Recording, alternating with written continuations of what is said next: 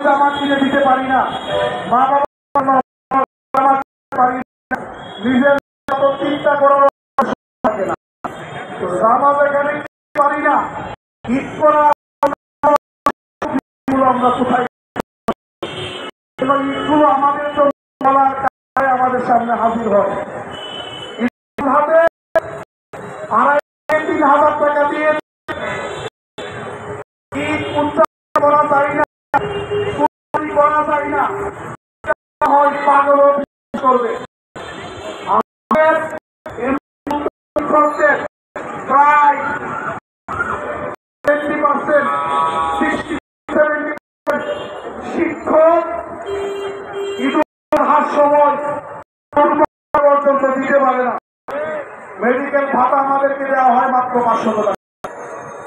এই যে বৈষম্যগুলো তাকে বলার পর তিনি বলেছেন এই দাবিগুলো,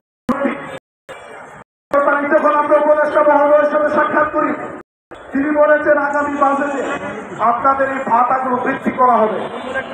আমরা জায়গা থেকে যে দাবিগুলো করে সেটি হচ্ছে আমরা তাকে বলেছি, অনুরোধ করেছি আসন্ন ঈদুল ফিতর থেকে শিক্ষকদেরকে শতভাগ উৎসব ভাতা দেওয়ার লক্ষ্যে অবিলম্বে জারি করতে হবে।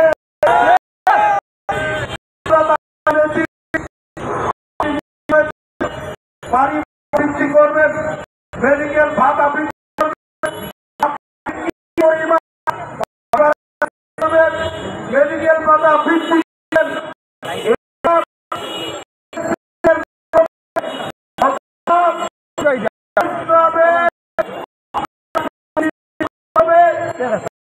এবং সারা দেশের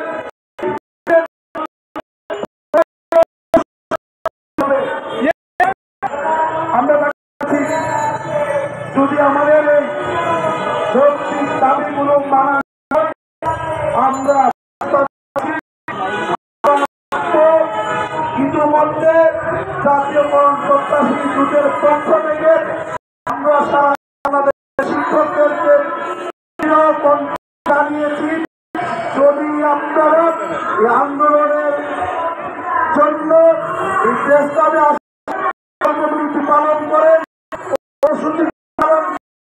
আমার হাতকে আপনারা শক্তিশালী করেন, আমরা আবার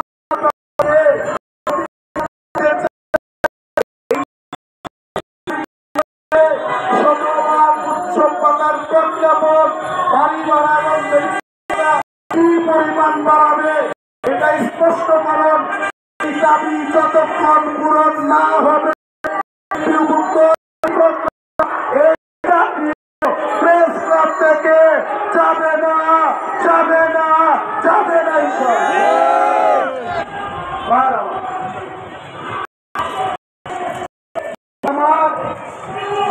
আজকে আমাদের সারা বাংলাদেশের 31,000 এমপিওভুক্ত শিক্ষা প্রতিষ্ঠানের কর্মবিরতি দিবস কর্মবিরতি পালন করা। আমরা মোবাইল ফোন মিডিয়ার মাধ্যমে আমার কাছে যে তথ্য এসেছে সারা বাংলাদেশের হাজার হাজার শিক্ষা প্রতিষ্ঠানে পূর্ণ দিবস কর্মবিরতি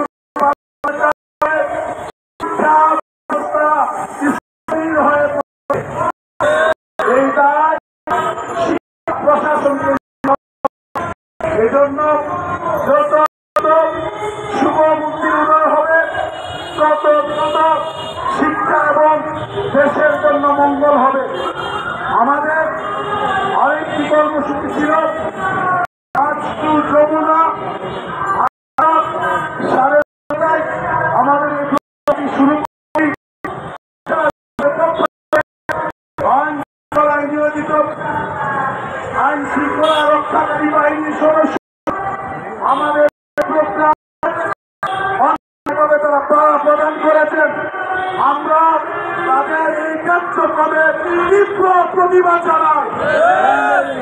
আমরা পরে তাদের বাধার মুখোমুখি হয়ে আমরা আমাদের মিছিল নিয়ে শিক্ষা ভবনের দিকে গিয়ে আবার আমরা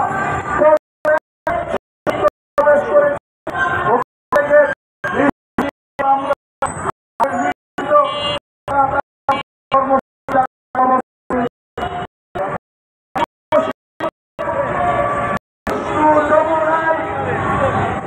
এই প্রোগ্রামে বাধা দেওয়ার প্রতিবাদে আগামীকাল সারা বাংলাদেশে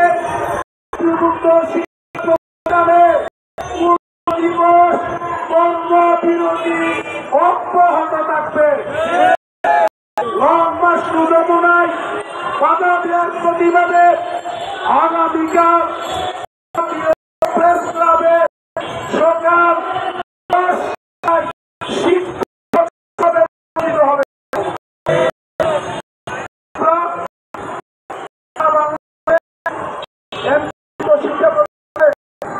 প্রতিষ্ঠান শিক্ষক কর্মচারী শিক্ষার্থী অভিভাবক সকলের প্রতি অনুরোধ রাখতে চাই আমাদের পূর্ণ দিবস কর্মবিরতি চলাকালীন কোন রকমের শ্রেণী কার্যক্রমে আপনারা অংশগ্রহণ করবেন না।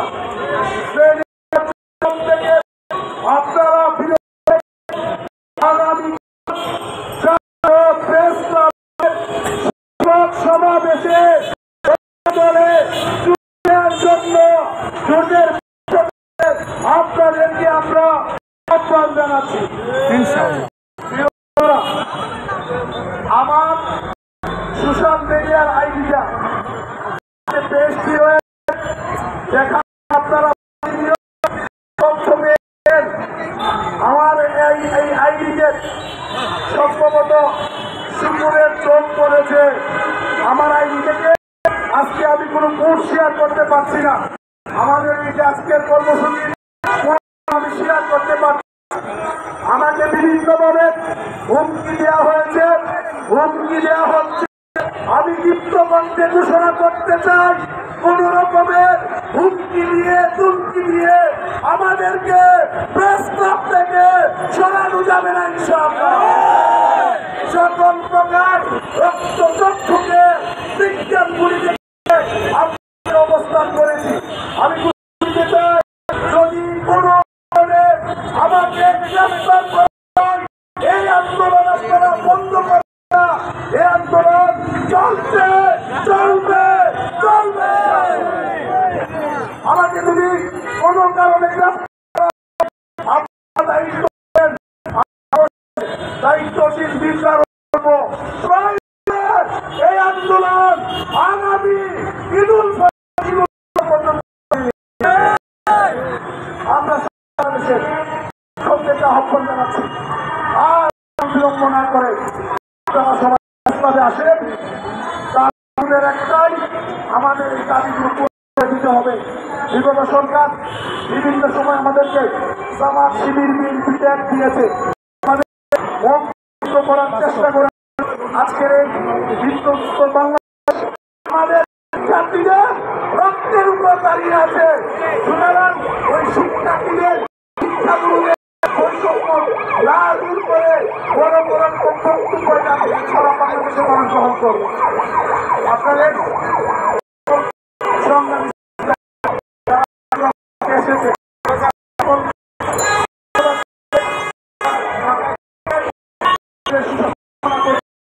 আগামী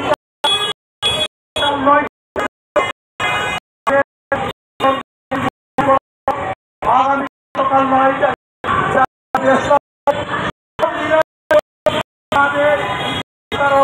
কর্মসূচির পাশাপাশি 10টা থেকে শিক্ষক সমাবেশ অনুষ্ঠিত হবে ইনশাআল্লাহ।